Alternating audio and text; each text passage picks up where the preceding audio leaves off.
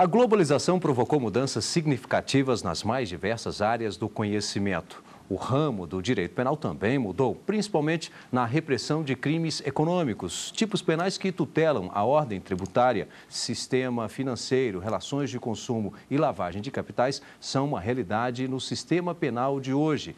Este assunto está no programa Academia e é tema do estudo do mestre em Ciências Jurídico-Criminais, Eduardo Sanz de Oliveira. Direito penal na sociedade de risco e o Estado democrático de direito. Uma visão crítica do direito penal econômico frente ao princípio da subsidiariedade. Dissertação de mestrado em Ciências Jurídico-Criminais da Faculdade de Direito da Universidade de Coimbra. Confira também parte da bibliografia base deste trabalho e as últimas publicações de teses e dissertações que estão chegando ao mercado editorial. Para debater a dissertação Direito Penal na Sociedade de Risco e o Estado Democrático de Direito na visão crítica do direito penal econômico frente ao princípio da subsidiariedade, convidamos Alaor Leite, mestre e doutorando na Universidade de Munique, na Alemanha, e Antônio Alberto do Vale Cerqueira, advogado e professor de Direito Penal do Unieuro. Quero aqui agradecê-los pela presença, por aceitar o convite da TV Justiça para participar do programa Academia de hoje e, de forma não diferente, ao Eduardo Sanz, que hoje nos traz o seu trabalho para ser debatido aqui no Academia. Muito obrigado. Gostaria de agradecer de forma muito fraterna a organização da TV Justiça, na pessoa do senhor Remax Souto, aos debatedores pela disponibilidade, o doutor Antônio Alberto do Vale Cerqueira, o doutor Alaor Leite, e falar um pouco sobre o meu trabalho que versa sobre um aspecto bastante peculiar do direito penal. Na verdade, principalmente no Brasil, nas últimas 2 décadas, mais especificamente a partir da década de 90, o direito penal ele passou por um processo de expansão bastante grande. E isso se deve muito à reabertura do Estado brasileiro ao processo democrático, mas também a um processo de globalização que vem acontecendo no mundo pelo menos há 3 décadas antes, né? Desde a década de 60, 70, 80, o mundo ele veio tornando, a partir das suas relações, não só pessoais e econômicas, a partir do desenvolvimento das técnicas científicas, ele passou a ter uma nova dinâmica que fez com que o Estado democrático assumisse uma série de outras competências que até então não lhe eram peculiar. Competências que dizem respeito a políticas de ordem social, quer dizer, o Estado ele passa a gerir a sociedade, ele passa a ter competências de caráter de promoção das liberdades individuais, no que diz respeito à educação, no que diz respeito à saúde, mas também no que diz respeito à economia, a garantia do emprego, ao desenvolvimento nacional, dentre outras competências que o Estado passa por arcar. No Brasil, isso se dá muito a partir da abertura democrática e da Constituição de 1988, quando começa a trabalhar com uma nova modalidade de bens jurídicos transindividuais que tem esse caráter mais social do que os bens jurídicos até então mais personalistas, mais ligados à ideia de garantia da propriedade, de garantia da liberdade, de garantia da saúde e tudo mais. Pois é justamente isso que vai caracterizar essa diferença do direito penal econômico em relação ao denominado direito penal clássico. De fato, nós não estamos falando de direito penal diversos, nós estamos falando do mesmo direito penal. Ocorre que, quando nós falamos do direito penal clássico, nós estamos falando daquele modelo de direito penal mais ligado ao bem jurídico individual, personalista, né? A vida, o patrimônio, a integridade física, a liberdade. Todavia, quando nós falamos em direito penal econômico, nós trabalhamos com essa outra modalidade de bem jurídico, que é o bem jurídico transindividual, mais ligado a essa gestão do Estado para a promoção das liberdades individuais dos cidadãos. Então, aqui a gente começa a falar de outras modalidades de bens jurídicos, como ordem tributária, como sistema financeiro, como relações de consumo, como livre iniciativa, né? Ou então até como meio ambiente, né? Enquanto um bem jurídico econômico. Pois bem, justamente essa relação do bem jurídico transindividual é que traz características diversas para o direito penal, que trouxe uma necessidade de expansão, da criação de novos tipos penais. Se nós pararmos para olhar, da década de 90 para cá, o direito penal teve a Lei 8.137 dos crimes contra a ordem tributária, crimes contra a ordem econômica, crimes contra as relações de consumo, os crimes previdenciários, os crimes ambientais, a Lei de lavagem de capitais, dentre outras. Quer dizer, nós temos um processo de expansão bastante grande. E, de certo modo, a dogmática penal, ela não acompanhou esse processo e, mais do que isso, o legislador ele acabou por trabalhar com o direito penal talvez como não última ratio, mas uma prima ratio. Aí a ideia de se trabalhar o princípio da subsidiariedade como um conceito limitador do direito penal para poder reerguer, restaurar essa ideia de que o direito penal é a última ratio porque a resposta mais violenta na esfera de liberdade das pessoas.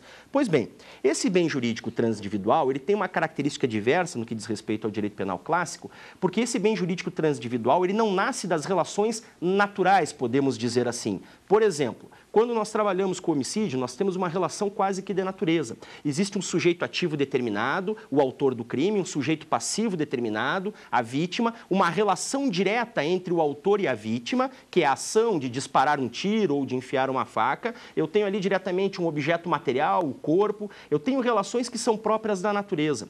No direito penal econômico, isso não é assim. Nós trabalhamos com uma realidade diversa. Não é uma realidade natural. Ela é uma realidade construída pelas relações sociais que vem a ser normatizado. Então, isso não é necessariamente uma realidade da natureza, isso é um real construído. Afinal de contas, o que é a ordem tributária, o que é o sistema financeiro, se não construções normativas derivadas dessas relações econômicas que uma sociedade global passa a trabalhar.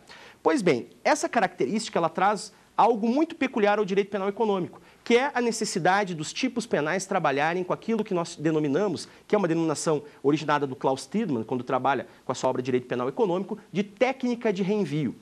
O que é essa técnica de reenvio? Conceitos do direito penal são reenviados, remetidos a outras normas jurídicas que não o direito penal. Então, por exemplo, quando um crime tutela lá a ordem tributária e o tipo penal fala reduzir ou suprimir tributo, tributo não é um conceito jurídico penal, ele é um conceito da legislação tributária, do Código Tributário. Né? O tributo é o artigo 3º do CTN, né? Todos nós sabemos esse conceito de tributo. Essa característica do direito penal econômico, enquanto técnica de reenvio, ele traz uma série de tensões na dogmática penal que vão afetar diretamente 3 princípios que são basilares para um direito penal democrático, que é o princípio da ofensividade, o princípio da culpabilidade e o princípio da legalidade. Aqui está a grande tensão no aparecimento não só desse excessivo uso de técnicas de reenvio, mas também de uma excessiva tipificação de normas penais em branco, com excessivos elementos normativos, né? O abuso de tipificações de crimes de perigo abstrato, que não é algo novo, né? As tipificações de perigo abstrato sempre existiram, mas nunca foram tão usadas como hoje, e também o aparecimento de técnicas de tipificação que trabalham com os chamados crimes por acumulação. E é claro que essa relação ligada ao bem jurídico transindividual cria uma tensão nesses princípios fundamentais do direito penal, justamente na esfera das garantias da pessoa. Porque eu tenho um bem jurídico mais vago, eu tenho uma maior dificuldade de análise de ofensividade, a maior dificuldade da análise de ofensividade causa uma menor percepção da atuação culpável do agente, do desvalor de ação do agente, e pior, nós temos uma tipificação que acaba por ser muito abrangente, muito vaga. E isso gera um problema grave, porque passa a se instaurar um processo de administrativização do direito penal, ou seja, uma renúncia das garantias aonde qualquer ação neutra, né, mais ligada à área do direito administrativo, passa a receber a qualidade de uma pena criminal, sem as devidas, podemos dizer assim, garantias.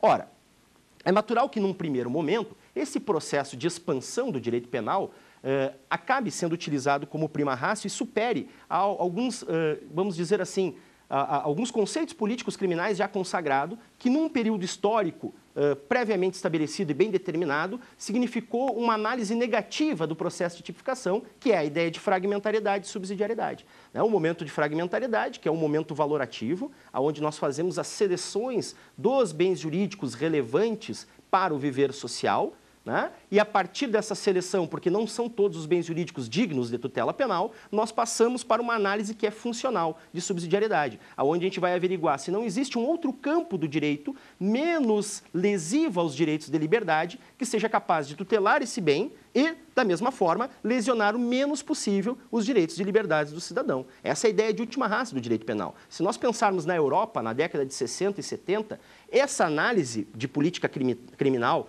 fragmentária e subsidiária, ela foi responsável por um processo enorme de descriminalização de condutas fundamentadas em critérios meramente morais, crimes sexuais, né, ou então condutas que não lesavam qualquer bem jurídico, como o crime de vadiagem, assim sucessivamente. Todavia, quando vem esse novo Estado, com essas novas competências, esse mesmo processo político-criminal que deveria funcionar como uma limitação do sistema penal a partir da inteligência do legislador, dentro de uma ótica intrasistemática, né, ou melhor, suprassistemática, e também dentro de uma análise de casos concretos e limitação punitivista por parte do judiciário, dentro de uma análise intrasistemática, ele passa por um processo de expansão, porque até então não se trabalhavam com esses bens jurídicos. Vêm esses novos bens jurídicos, que necessitam de tutela, e o direito penal é chamado a agir sobre esses bens jurídicos. Qual é o resultado disso? Essa expansão do direito penal que nós vimos e uma enormidade de tipos penais que não tem qualquer significado, que colocam em perigo até mesmo a atuação econômica do Estado brasileiro, principalmente no momento de crescimento, qual é o momento que nós vivemos atualmente no Brasil. Quer dizer, se nós queremos trazer investidores para o Brasil, é necessário que essas pessoas tenham a segurança de que vão atuar aqui sem cometer ilícitos. Só que se eu tenho tipos penais extremamente abertos e que não tem nenhum critério de ofensividade, essa segurança ela se esvai. Qual é a proposta do trabalho? A proposta do trabalho é criar conceitos que venham a legitimar a tutela penal.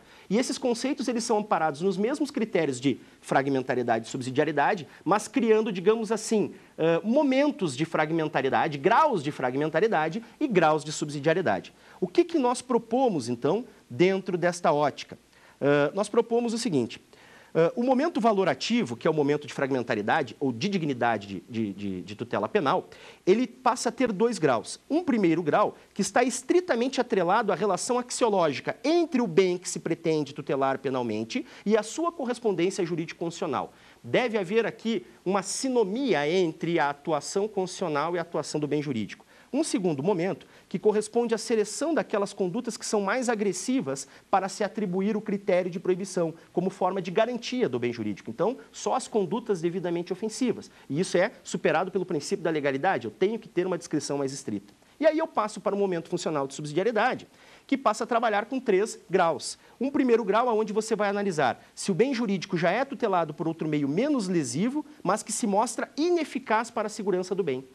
Se isso ocorrer, eu ainda posso trabalhar com a resposta penal. Segundo grau, se não há tutela jurídica ao bem digno de pena e qualquer outra tutela que não a penal naquele momento histórico-social que se mostrará eficaz. Ou seja, se qualquer tutela for ineficaz, nós trabalharemos com o direito penal, mas não sem antes passar por um último momento, onde eu vou analisar a idoneidade da atuação penal, ou seja, a medida penal adotada não causará efeitos inidôneos ou desmensurados quanto à garantia de outros bens jurídicos dos indivíduos. Pois, óbvio, porque se a atuação penal para a tutela do bem causar mais mal do que bem, então é preferível que se suporte a lesão ao bem jurídico do que causar outros males à sociedade. Pois bem, a ideia do trabalho, então, passa pelo critério de que, uma vez que esse modelo de tipificação, essa proposta de tipificação não passar por estes limites valorativos e funcionais, essa norma tenha que, ou melhor dizendo, esse projeto não possa trabalhar com o direito penal e tenha que trabalhar com outra área do direito. Se já houver tipo penal constituído, essa norma deve ser retirada do sistema penal e deve ser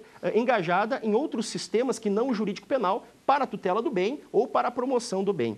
Isso acabará acarretando necessariamente, frente a esse filtro que nós deveremos fazer à legislação já existente, um processo de filtragem. Quer dizer, na legislação ambiental nós teremos inúmeros tipos penais que deixarão de ser crime, né? E assim outros, como na ordem econômica, na ordem tributária ou no próprio sistema financeiro, para que o direito penal possa focar a sua ação naquelas condutas que são efetivamente lesivas, que são efetivamente graves, né, e que tenham uma consequência tal que justifique a pena privativa de liberdade. E isso evita-se até um processo de impunidade, na medida que existem tipos penais que não têm significado, né, acabam por ser deixados de lado, que também acarreta um sentimento de impunidade. Então, eu estou aberto agora ao debate para poder, de certa forma, centrar mais os objetivos do trabalho em casos concretos e também as questões dos arguidores. Muito obrigado.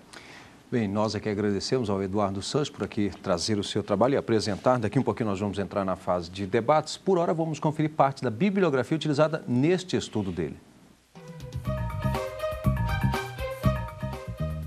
Direito Penal, parte general, tomo 1, Fundamentos, La estructura de la teoria del delito, de Klaus Roxin, editora Civitas. O perigo em direito penal, reimpressão, de José Francisco de Faria Costa, Coimbra Editora. Ofensividade, crimes omissivos próprios, contributo à compreensão do crime como ofensa ao bem jurídico, de Fábio Roberto Dávila, Coimbra Editora. La teoria del bien jurídico, fundamento de legitimação del direito penal, o juego de valores dogmático. Organizador Roland Refendel, Editora Maciel Pons. E olha, lembro que este é um espaço aberto ao conhecimento e você também pode participar. Para isso, entre em contato com a nossa equipe pelo endereço eletrônico academia@stf.jus.br. Nós vamos a um rápido intervalo e em seguida estaremos de volta já na fase de debates. Até já.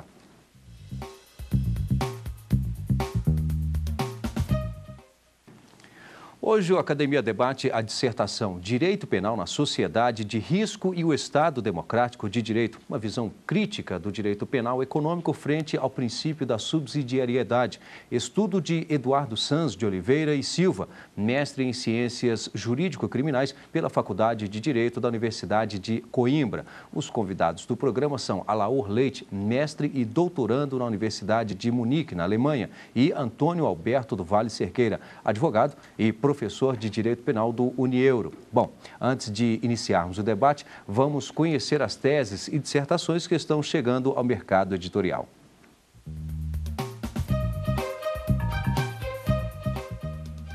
Acidente do trabalho e responsabilidade civil do empregador. Autor, Cláudio Brandão. Editora LTR. Técnica de petição inicial. Autor, Nelson Palaia. Editora Saraiva. O tratamento tributário discriminatório como combate à concorrência fiscal internacional e a sua legitimidade. Autor, Miguel Ângelo Maciel, MP Editora. E vamos iniciar o debate já com a participação do professor Alaor Leite. Aliás, professor também, né? Sim. Pronto, então, está aí. Com a palavra. Obrigado, Rimac, pelo convite. Cumprimento o colega Antônio Cerqueira. Obrigado.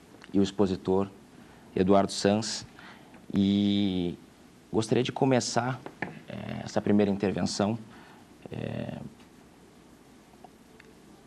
exaltando um mérito do trabalho, que é evitar as polaridades, ou seja, evitar um discurso de resistência ao direito penal econômico, aquele discurso que evita discutir os tipos penais concretos, dizendo que o direito penal econômico não pode ser, e um discurso apologético, o discurso da apologia pela expansão do direito penal, que, em discutindo os tipos penais concretos, esquece de colocar em xeque a legitimidade das novas formas de criminalização.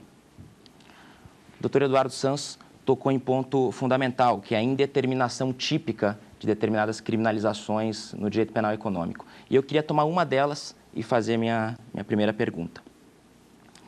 Tomo como exemplo o delito de gestão temerária, artigo 4º, parágrafo único da Lei 7492.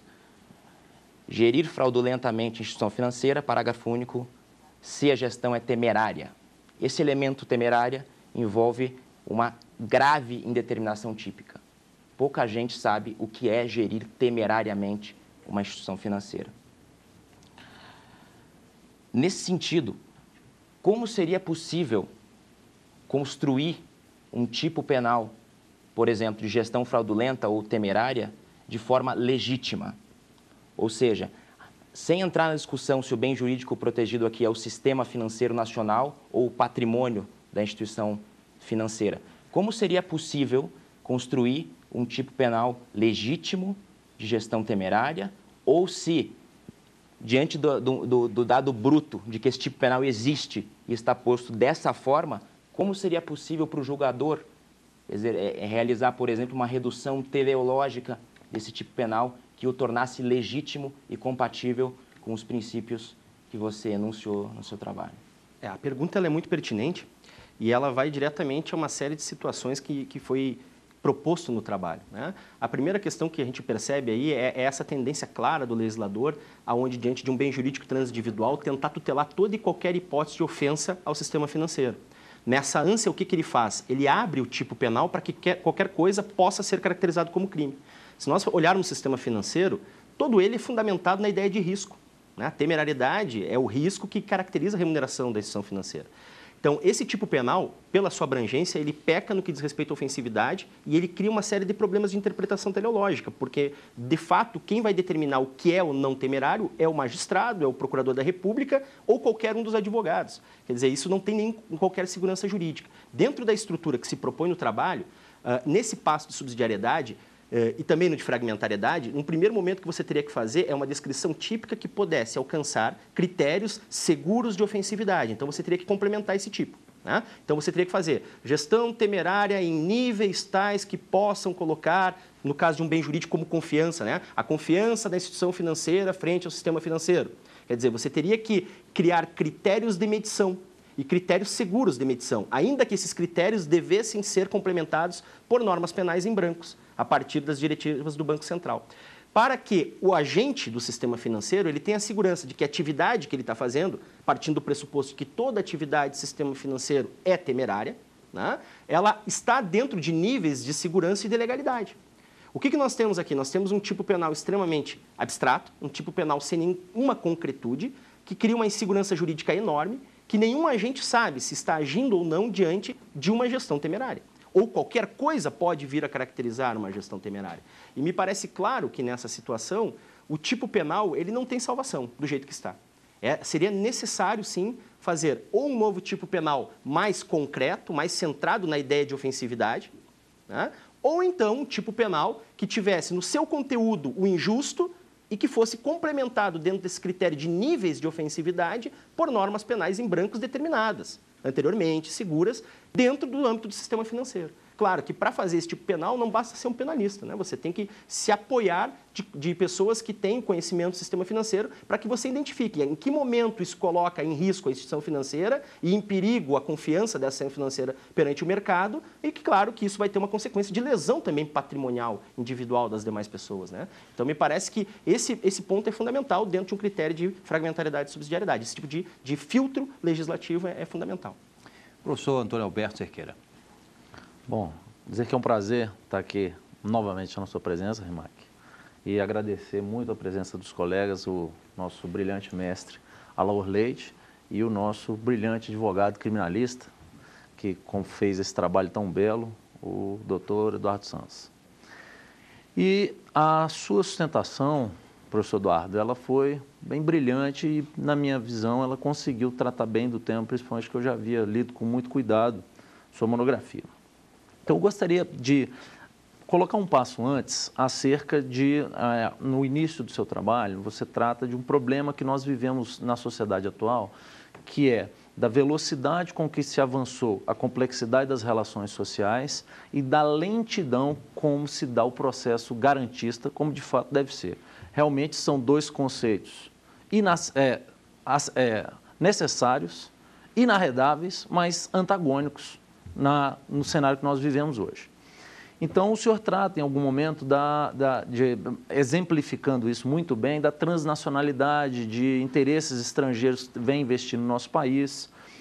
E fica claro ali que, de fato, nós temos diversos problemas hoje patentes nesse âmbito. Por exemplo, trabalho escravo por fábricas estrangeiras, nós temos lesões ao meio ambiente, nós temos a evasão de divisas. Então, eu gostaria que o senhor falasse mais, não é nenhuma indagação, professor, é mais um pedido de um maior aprofundamento nesse tema, falasse mais sobre esse tema à luz das suas proposituras. O grande problema da aceleração social, né, das relações hoje em face dos meios de comunicação, de massa, em face da internet, de todos esses meios tecnológicos que hoje aceleram o nosso viver social, eles têm um problema de déficit de execução no direito penal, né? Porque o direito penal, enquanto um direito penal garantista, um direito penal com um processo penal que se propõe a garantir ampla defesa, contraditório, ele está calcado em ritos, em atos que não podem ser superados em nome da violação de princípios que são consagrados pelos direitos humanos. E é claro que essas relações, quanto mais aceleradas elas vão criar déficit de execução. Mas me parece que nós aqui do direito penal não devemos ter essa preocupação, até porque o direito penal ele não vai resolver essas mazelas, ou esses, digamos assim, ele não vai consertar essas ilicitudes decorrentes dessas ações. O que nós temos que ter consciência é que o direito penal ele deve agir naquilo que é grave, né? Naquilo que é fundamental, né? E naquilo que tem potencial ofensivo. Quer dizer, o dever de regular o mercado, o dever de regular as relações sociais e econômicas é do direito administrativo.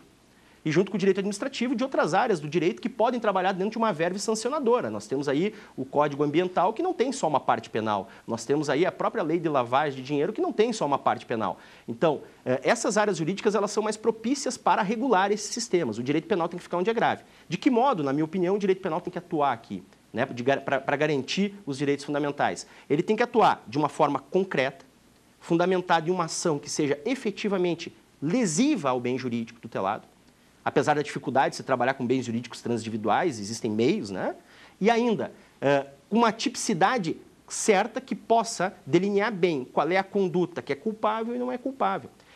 Isso, necessariamente, vai trazer ônus para os e déficits de execução, porque você vai ter que ter uma investigação muito mais concreta, você vai ter que ter um investigador muito mais técnico, você vai ter que ter um Ministério Público que conheça a área de atuação do direito penal econômico, se for um crime ambiental, se for um crime contra o sistema financeiro, se for um crime contra a ordem tributária, mas isso faz parte desse processo de especialização das varas, né? Hoje nós temos varas federais criminais especializadas, atuação do Ministério Público dentro dessas varas especializadas, né? E é claro que, se você conseguir fazer um filtro nessa legislação penal, você vai, de certo modo, superar os déficits de execução, porque hoje nós temos a Polícia Federal e o Ministério Público Federal muito voltado para investigar fatos que não têm qualquer concretude e perdem energia para investigar justamente os fatos que têm, digamos assim, repercussão na esfera nacional. O problema da transnacionalidade dos crimes econômicos também é latente. Agora, me parece que isso é um processo de tratados internacionais que vem conseguindo criar uma uniformização das legislações. Se nós olharmos as legislações dentro do âmbito do direito penal econômico, entre os países, digamos assim, ocidentais, né, elas não são tão diversas e esse processo facilita a cooperação.